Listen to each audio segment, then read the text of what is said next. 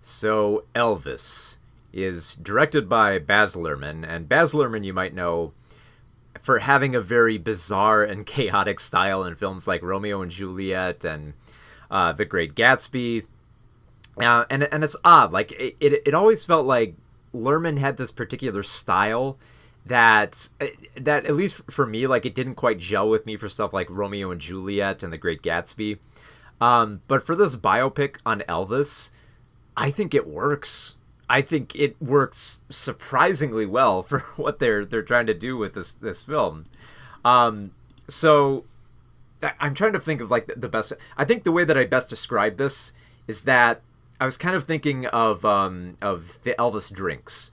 So like I was thinking of like the hard Elvis drink, which is like nothing. I think it's like gin and a bit of like syrup and something like that. And then I thought of like the milkshake, which is entirely too intimidating. Like it's got all the standard milkshake stuff, but then it's got like peanut butter and bananas, and I think in some versions it has bacon in it.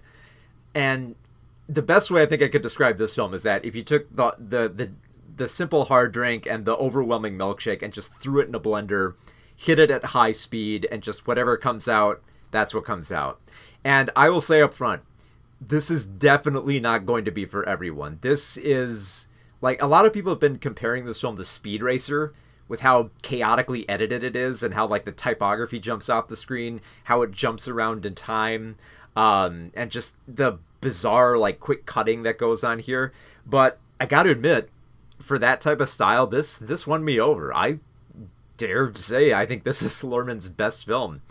And I think it works just because we zip around so much that it rarely feels like there's a wasted moment, especially for a film that is well over 2 hours. I think it's like 2.5 hours, I believe. I like the framing device too of how they set up Tom Parker, Elvis's manager, as the one telling the story. He's played by Tom Hanks, and he kind of melts into this role. And I love how Parker is essentially like an unreliable narrator here, especially for how he tells it. It seems like he's telling the story on his deathbed, but also telling it in his own imagination, where he's wandering around a casino. And of course, that's foreshadowing. It's like, well, wait a minute. If you're trying to tell us the true story of Elvis, why are you telling it to us on your deathbed while you're dreaming about going to gamble? And then, of course, it's foreshadowing for later.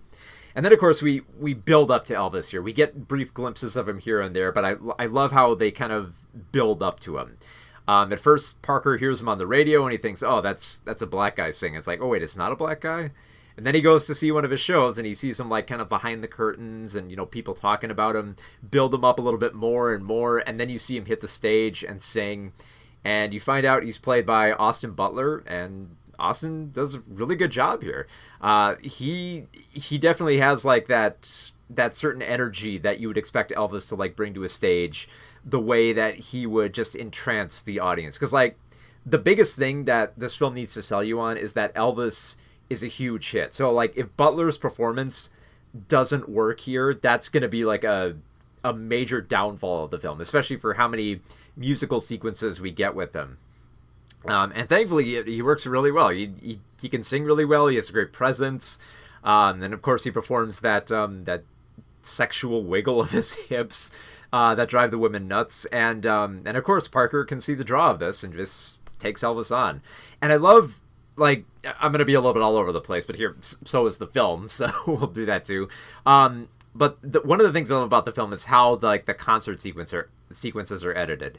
So of course you've got like the footage of Butler singing up on stage, which he does a great job at. Then you've got the reaction shots in the crowd, which are just amazing. Like all the women who throw themselves at Elvis really throw everything they have into these little bit parts, and they sell it well. You've got the chaotic editing between the two, where we'll get like a shot between Elvis's legs, and we'll see like women on opposite sides of that, different reaction shots. You'll see like the curtain cut off, and like I said, all like that weird Speed Racer stuff. And at the same time, you'll get reaction shots of like Parker in the background and his narration saying like, oh, I can see what's going on here.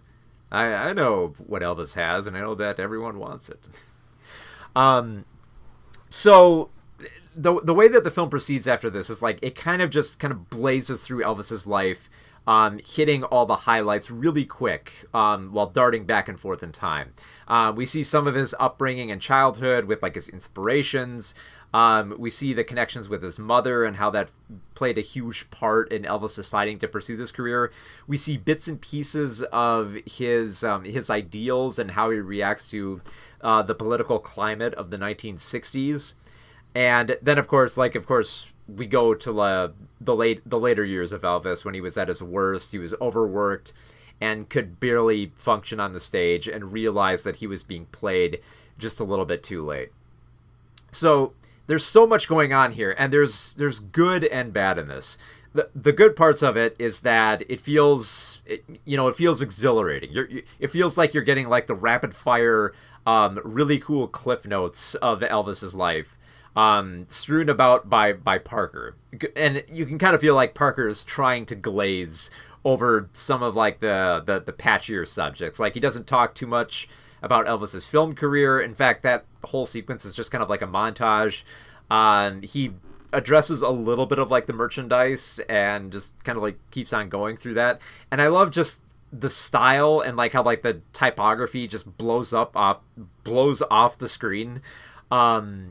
Like, I think like the best way I could describe it is like, I kind of wish that 3D films were back, just because I think this would be amazing to see in 3D. The way that the typography comes off the screen, the way that the editing style kind of like dices up into like this weird type of like blocking, that just, I'm gonna keep coming back to this, but it's like Speed Racer. If you want an amazing experience, double feature Elvis with Speed Racer, and you'll see the parallels with what I'm talking about here.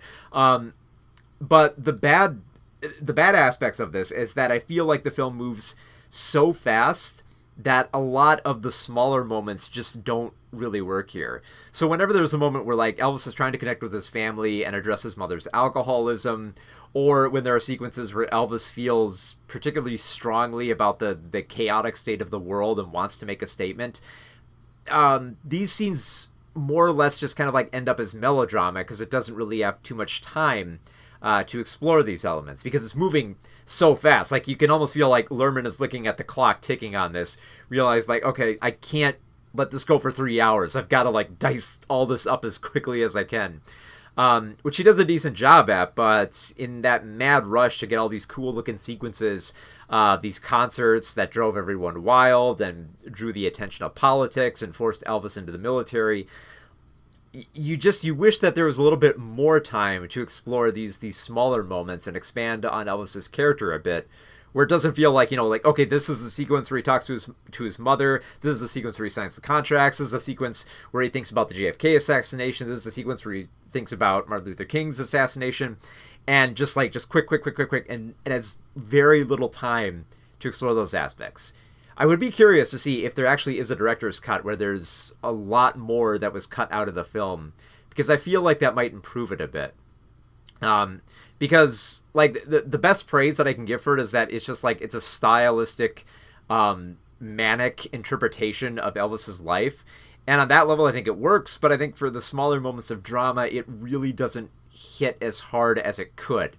It's not that you don't feel anything for Elvis. I think definitely by the third act, when it starts to slow down and address more of his drug issues, his money issues, and his exhaustion with his performances, it really does make you feel for him by the final sequence. But you can't help but feel like that there could have been more time here, especially when you consider almost like kind of like the biggest crime of this film is that it has a huge cast and you barely get to see any of them. Like, you barely spend much time with Elvis Presley's mother. Like, I know she's mostly within like the first act of the film, but you can't help but feel like there's more to her, especially with how well she works her scenes. There's not as much to explore with Elvis's wife, and you feel like there could have been something more there. There's also a lot of other great singers and musicians of that era that show up in this film, but they're so brief. They're like, it feels like they're reserved to just like this one little sequence here and this one little sequence there, that, if you're seeing this in the theater and you go off to the bathroom, you could entirely miss like the sequence with like BB King. You could, and that's a very concerning aspect, because like there's a huge cast list for this film, and there's so many of these familiar roles, and it just like it feels like so fast that if you blink, you'll miss so much of what's going on here. And in some ways, that's the good and bad of it. I like that aspect of the film because then I think it really does have rewatch value with how much is going on and how much there is to pick up with. You can feel like there might be some liberties taken here and there, but according to the Presley estate, the family was actually pretty cool with the film and how they portrayed Elvis. So I guess, I mean, like, you could dissect it. Like, I'm sure there's definitely, like, some glaring omissions here and there. But for the way that the film is set up, it made those 2.5 hours just blaze by just because it is so chaotically edited, and it's just great to listen to. Like, Butler's singing is amazing here.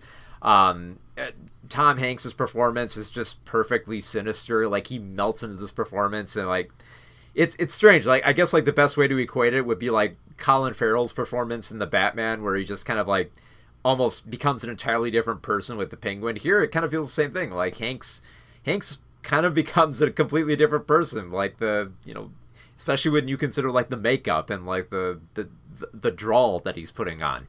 It really works here. So I think like that's definitely it. Like I said, it's definitely not going to be everyone's cup of tea. If you don't like your films, diced up like a Tony Scott film, you're probably not going to dig this. But if you like your biopics a little bit fast and chaotic, where even if they do have the melodrama, you kind of zoom by it a little bit, this really works here. And that's really why I think Elvis is one of Baz Luhrmann's best films.